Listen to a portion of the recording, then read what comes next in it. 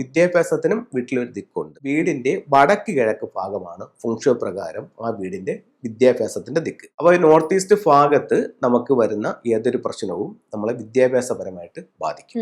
North east missing ആയിട്ടുള്ള വീടുകളിൽ പൊതുവെ വിദ്യാഭ്യാസപരമായിട്ട് കുറച്ച് തടസ്സങ്ങൾ ഉള്ളതായിട്ട് ഫെങ്ഷുവിൽ കണക്കാണ്. വാസ്തുവിലായാലും ഫെങ്ഷുവിലായാലും ഒരു കാരണവശാലും അവിടെ ടോയ്ലറ്റ് വരാനോ അവിടെ ഒരു മിസ്സിംഗ് വരാനോ പാടില്ല. അത് വന്നാൽ കുട്ടികളുടെ വിദ്യാഭ്യാസത്തെ സാരമായി ബാധിക്കുമെന്ന് ഫെങ്ഷുവിൽ കണക്കാക്കും. ഈ നോർത്ത് പിന്നെ ഈസ്റ്റ് ഭാഗത്ത് നമുക്കൊരു ടോയ്ലറ്റ് വന്നു. അപ്പൊ ഇനി നമുക്ക് ഒരു കാരണവശാലും ആ ടോയ്ലറ്റ് മാറ്റാൻ പറ്റുന്നില്ല. മാറ്റാൻ പറ്റുമെന്നുള്ളവർക്ക് ആ ടോയ്ലറ്റ് എപ്പോഴും മാറ്റുന്നത് തന്നെ നല്ലത്. ഈശാന കോണാണ്, നമ്മുടെ വിദ്യാഭ്യാസത്തിന്റെ ദിക്കാണ്. അപ്പൊ അത് ഏറ്റവും ഇമ്പോർട്ടന്റ് ആയിട്ടുള്ള സ്ഥലമാണ്. ഫെങ്ഷുവിൽ പറയുന്നത് 5 റോഡ് വിൻഡ് ചെയ്യും. 5 പൈപ്പുകളുള്ള ഒരു ബെല്ല് ഈ ടോയ്ലറ്റിനകത്ത് ഉപയോഗിക്കാം. അപ്പൊ നേരത്തെ ഞാൻ ഇവിടെ പറഞ്ഞില്ലേ, നമ്പേഴ്സിന് വലിയ പ്രാധാന്യമുണ്ട്. അപ്പൊ ഈ 5 പൈപ്പുള്ള ബെല്ല് ടോയ്ലറ്റിന് അകത്ത് ഉപയോഗിക്കുകയാണെന്നുണ്ടെങ്കിൽ ഇതിന് റെമഡി ആവും എന്ന്. ഇപ്പം ഫെങ്ഷുവിൽ ഒരു 5 എലമെന്റ്സ് തിയറി ഉണ്ട്.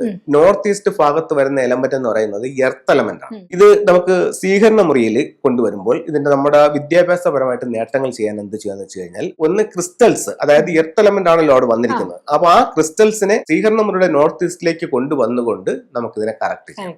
ചെറിയ 8 ക്രിസ്റ്റൽ ബോളുകളാണ് അവിടെ ഉപയോഗിക്കുന്നത്.